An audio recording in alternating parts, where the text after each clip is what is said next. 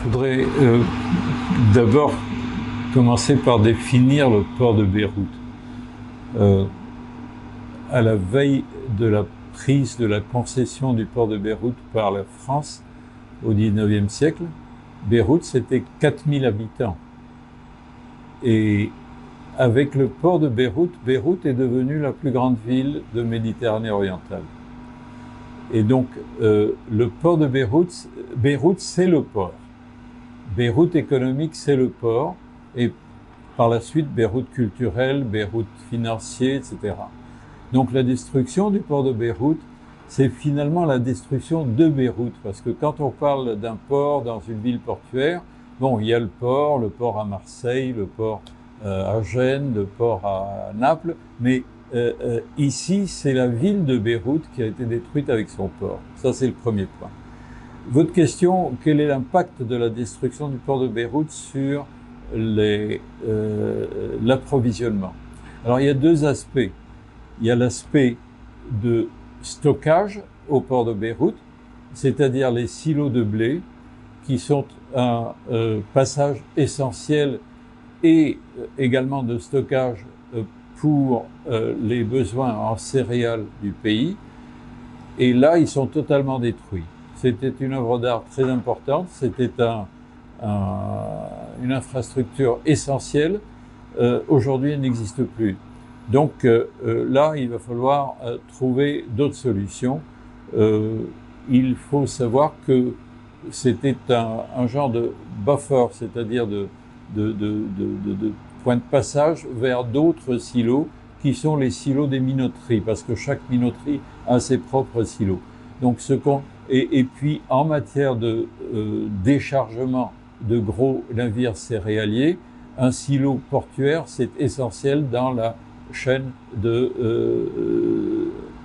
transmission du produit. Donc ça c'est un gros problème qu'il faudra résoudre sur le plan logistique, et peut-être que l'une des reconstructions à faire le plus vite, c'est d'avoir de nouveaux silos dans le port de Beyrouth. Par contre, en ce qui concerne l'apport de produits alimentaires à travers le port de Beyrouth, c'est-à-dire par fret normal et surtout en conteneur, tel que j'ai compris, le port de Beyrouth, après 7-8 jours, a repris son activité. Les navires sont en train de décharger de la marchandise dès ce matin. Donc finalement, avec cette dynamique dont je vous parlais tout à l'heure des Libanais, on est reparti. Bon, ce ne sera pas dans des conditions très faciles et très normales, mais de ce fait, il n'y aura pas, si vous voulez, de rupture logistique en matière d'approvisionnement en produits alimentaires. Ce sera une question d'ordre économique et commercial, c'est-à-dire qui sont les agents économiques qui vont s'intéresser. Vous savez que le pays est en pleine crise économique et que donc il y a beaucoup d'agents économiques dans le domaine de l'alimentation qui n'ont plus les moyens d'importer, et il y a une situation sur le marché qui demande une révision de tous ces besoins.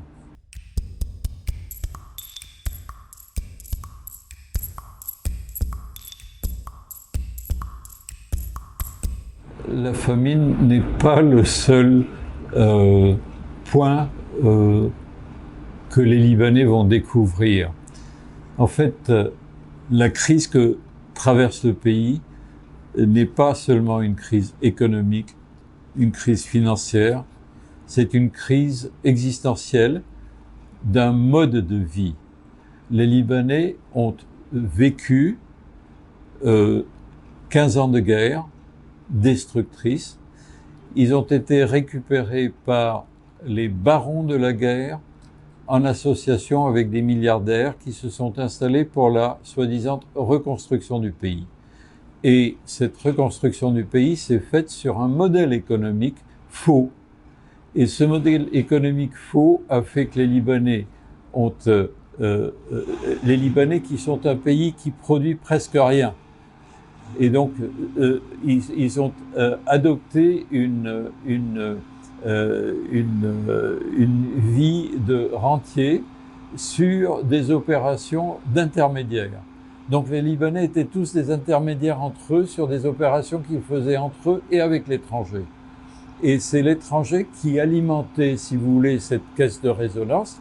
Et tout le monde était tout beau, tout content de vivre au-dessus de ses moyens.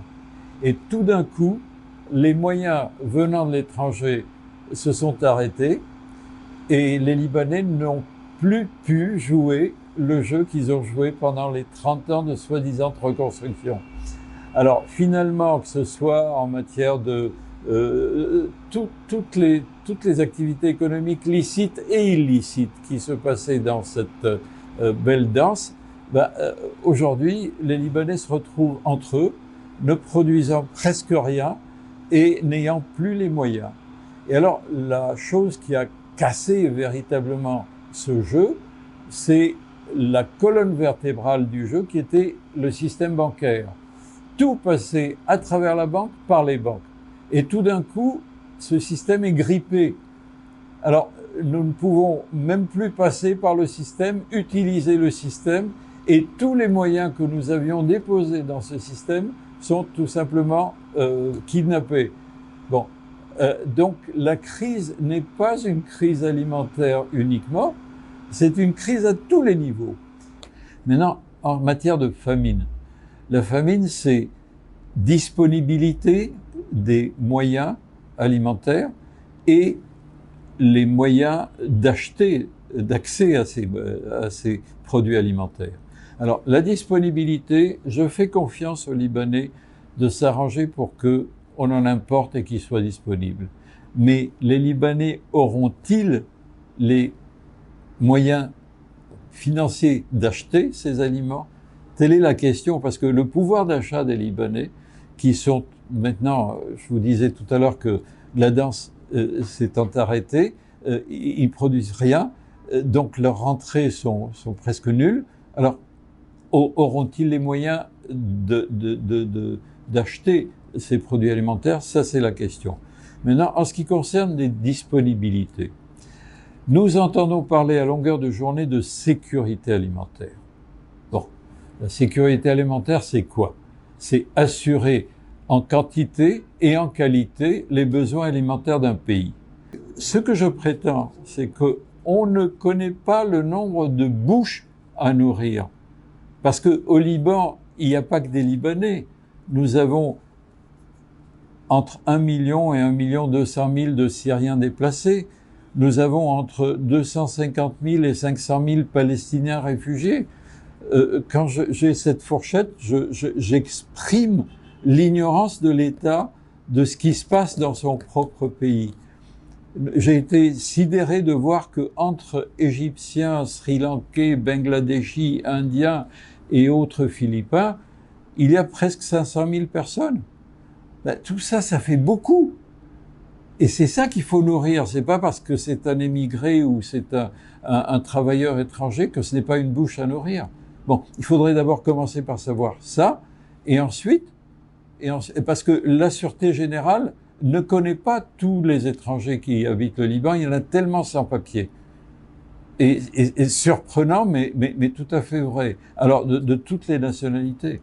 Il faut les nourrir, tous ces gens-là, il faut les prendre en considération.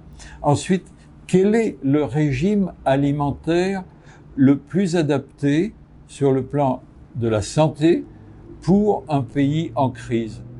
Ça aussi, je n'ai pas vu d'études là-dessus.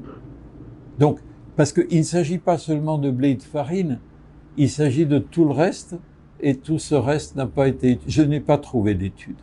Donc, oui, nous allons vers la famine par la désorganisation qu'il y a, par le manque de moyens des Libanais, d'une grande partie des Libanais de pouvoir acquérir les produits alimentaires, et je crois, sur le plan agricole, par une crise à laquelle nous ne sommes pas habitués.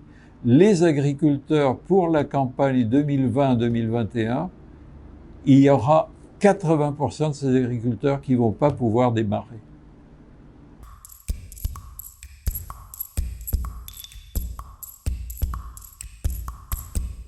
L'agriculture libanaise, il ne faut pas l'envisager sous l'angle uniquement du producteur.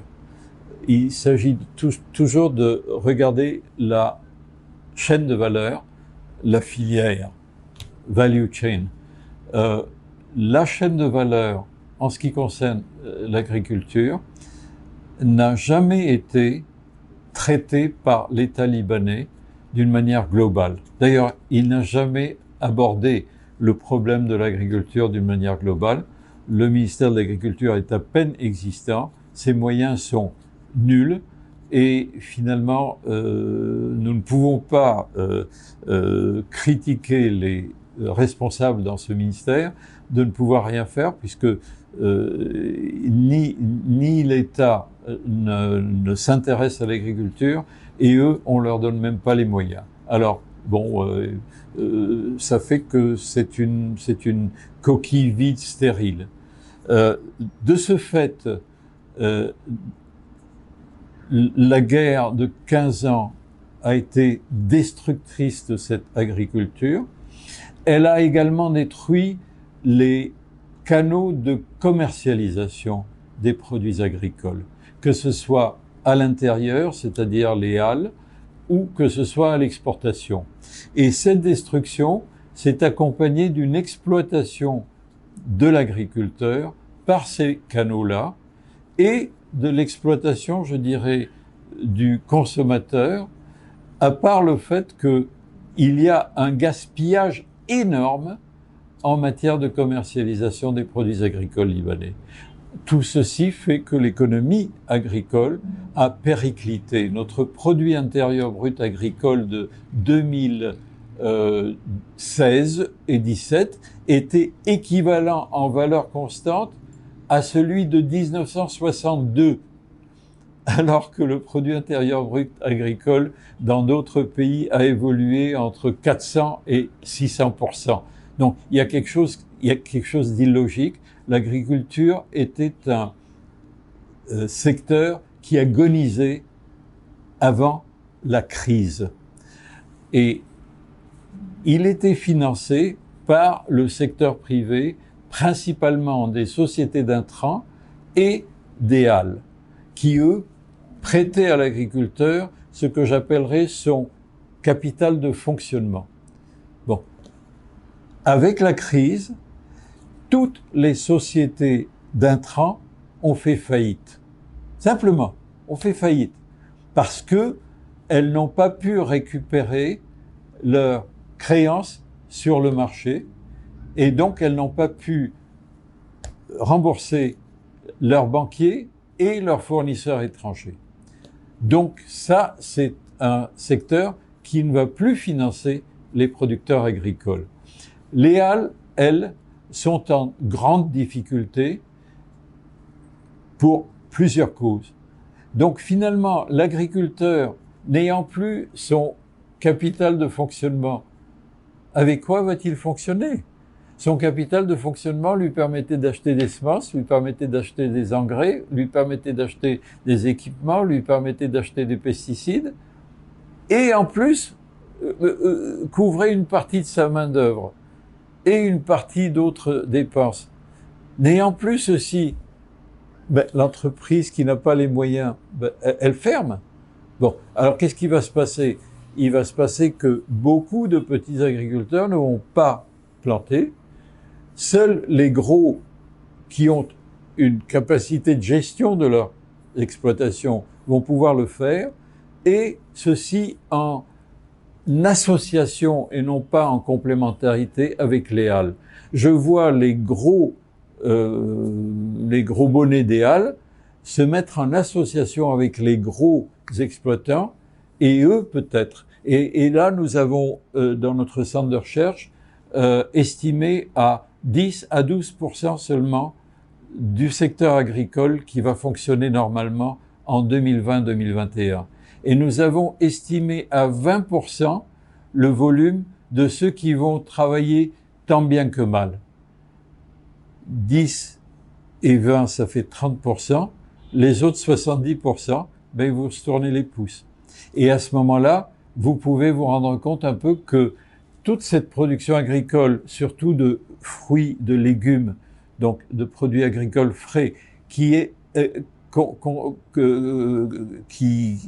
une bonne partie du régime alimentaire des Libanais, ben, elle va manquer. Et si elle manque, ben, nous allons nous trouver mal en point, parce que les circuits de distribution qui étaient fonctionnels, et tant bien que mal, mais qui fonctionnaient quand même, ben, aujourd'hui, ils vont plus fonctionner, et il va falloir inventer autre chose. Je fais confiance aux Libanais d'inventer toujours quelque chose, mais ça va pas être facile. Et donc, entre un pouvoir d'achat du consommateur totalement par terre et un manque de produits agricoles frais, comme nous avons été habitués à l'avoir, tout ça, ça risque d'être assez noir comme tableau.